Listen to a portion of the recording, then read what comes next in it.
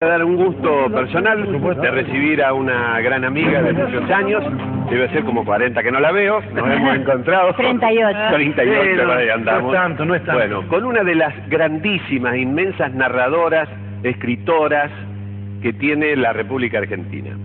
Tiene un don de poder y de saber contar, y de elegir las historias para contar y por ahí de escribirlas. Ana María Bobo, que es cordobesa.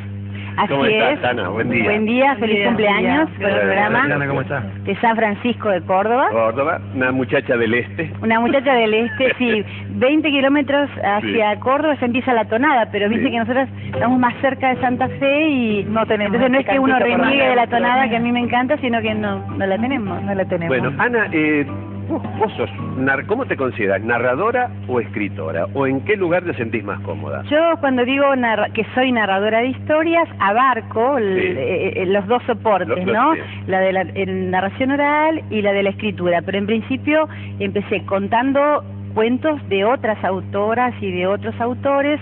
Y una vez que mi padre me vino a ver a Buenos Aires, donde él no podía creer que me empezaran a pagar por contar cuentos, me decía, qué changa extraordinaria, solo en Buenos Aires se consigue eso. Me empezó a aconsejar que también contara cosas que nos ocurrían a nosotros familiarmente, experiencias concretas de la gente. Después de su muerte recién pude escuchar ese consejo, suele pasar eso a veces, que uno madura algo que te dijeron, pero el primer relato que escribí se lo dediqué a él, y ahora en mi nuevo audiolibro, que va a salir muy prontito, tengo otro relato dedicado a mi madre, tratando de sacar brillo a las cosas cotidianas, ¿no? Y esa narración oral sobre lo cotidiano me ha generado una gran empatía con el público, pero siempre que escribo, primero lo voy diciendo en voz alta, me lo cuento primero y luego va a parar a la escritura. ¿Y cómo es el encuentro con el público? ¿Te parás delante del público y comenzás a contarle una historia y en esa narración también va lo gestual, lo corporal, la actuación? Sí, es así de sencillo y así de difícil, porque estás muy desamparada, desamparada en principio, y luego empieza a fluir el relato y a fluir algo que yo no sé cómo funciona, pero es una especie de hechizo donde se produce un silencio enorme. Pura química, como dicen ahora. Pura química, y yo creo que eso es porque primero el relato me ha impactado, me ha hechizado a mí, y por eso yo puedo contagiar esa sensación, ese estado de armonía que es oír historias otra vez, porque es un placer perdido, pero en cuanto lo volvés a proponer, la gente vuelve a estar dispuesta. Por algo yo me he convertido en una narradora profesional. Yo no pensaba nunca que en Buenos Aires la gente iba a necesitar escuchar historias, y como decía mi papá, esta changa de que me paguen. Pero también, como dice Lagarto, tenés cierto don o capacidad especial que no tienen todos los narradores, porque no a cualquiera le genera lo que vos generás, que le cuenten un relato.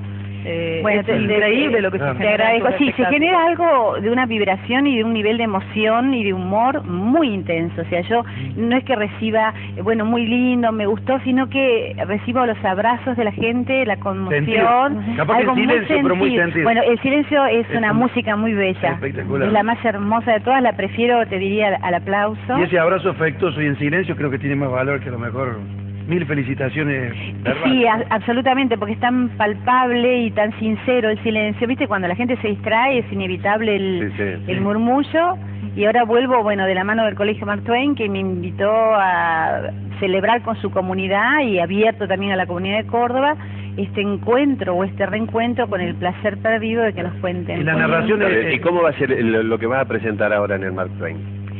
Es un espectáculo, una antología de relatos, una charla espectáculo, porque también me gustaría transmitirles a los padres esta necesidad hermosa de sentarse alguna vez, otra vez, a contar historias. Por ahí el vehículo ahora es el coche y no la sobremesa, porque los hábitos han cambiado, pero me gustaría dejar la idea de que todos tenemos algo para contar, que a veces despreciamos nuestro propio anecdotario, nuestra propia historia, ¿no? Ana María, contanos un poco sobre la famosa escuela del relato, esta que fundaste, de la que sos directora. ¿Cómo puede ayudar el relato a todos, ¿no? Digo, a desenvolvernos mejor en sociedad, en un momento en el que vivimos una sociedad tan digitalizada, donde todo pasa por las redes sociales, por la maquinita, por el teléfono, y donde el relato parece ocupa un lugar importante en el arte del decir, ¿no? De comunicar algo. En el arte de decir y también en otorgarle significado a los actos de la experiencia, ¿no? Yo soy como líder en pensamiento narrador, que es un pensamiento, una modalidad del pensamiento que te permite conocer tu propia vida y acceder a los momentos de la vida de los otros, resignificándolos, sacando brillo a lo cotidiano, ¿no? Por ahí, algo que en el pasado estuvo en el terreno del drama, según como lo mires, puede pasar al territorio de la comedia. Y al revés, algo que te causó mucha gracia antes, de pronto decís, no, pero acá había algo que me estaba lastimando y no me di cuenta. Pero se trata de narrar la vida como uno desea vivirla, como dice un poeta, Andrés Gide, y me parece que en eso reside el secreto, poder mirar tu pasado, porque eso mejora tu presente. ¿Y cuál es la historia que más te impacta contar en lo personal? ¿Cuál es la de todas las historias? Bueno, sí, me impacta mucho contar los inicios con mi padre, él como mi maestro intuitivo para contar historias, que cuando íbamos a un casamiento y yo exageraba con los pisos de la torta, me decía, sacale un piso a la torta y agregale un músico a la orquesta, ¿no? O sea, el relato como una forma de mejorar los ribetes o los contornos de la vida, había como un optimismo en eso.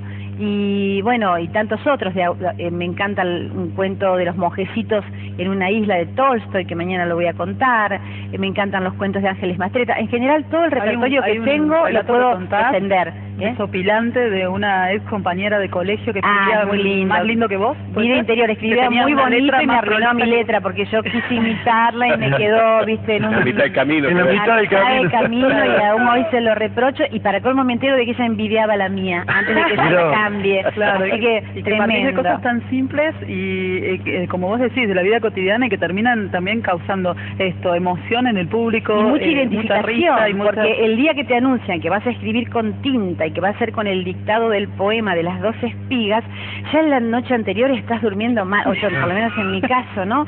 Si vas a estar a la altura de las circunstancias, si tu lapicera fuente no te va a traicionar cargando un manchón sobre el papel. Y Ana María, ¿qué recurrís para cada vez que contás una historia que, por ejemplo, estas historias con tu papá o de la infancia las habrás contado cientos de veces? ¿A qué recurrís para que cada vez que contás esa historia sea especial para esa persona que lo escucha por primera vez? Y te sigue emocionando a vos, digamos. Claro, bueno, te agradezco por la pregunta, porque la repetición es una clave de volver a oír una historia y de volver a contarla, y tiene el peligro de que la mecanices a la historia y la posibilidad de que encuentres algo nuevo. Como ya sabes lo que vas a contar, yo lo que hago es ver primero.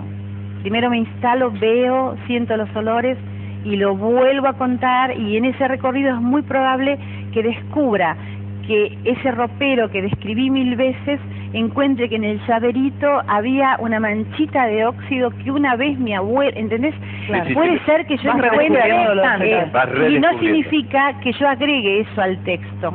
Pero si eso me agrega un subtexto, pasa por mí esa imagen, y hay algo que misteriosamente se transmite. Hay algo que le encantaría escuchar a la Vaca, que es un relato que haces, es que estabas enamorada de un primo. La Vaca siempre dice que quién no estuvo enamorado de un primo. Bueno, prima, yo tengo un primo que me gusta mucho, que está en San Francisco, pero no vengo a hacer Claro. familiar.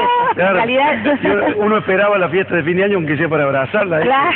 abrazar al primo. Yo tomé la comunión con él, ahí éramos los primeros del catecismo, así que entramos juntos a la iglesia, fue un... Y cuenta todo su Pero no, enamoramiento. pero la historia que cuento de los primos, que mañana la voy a contar también en los Altos de Botánico, con esta convocatoria del Colegio Mark Twain, va a ser el de la tía Leonor, que es de Ángeles Mastretta, que está enamorada de un primo. Y de paso uno sublima y mete lo propio.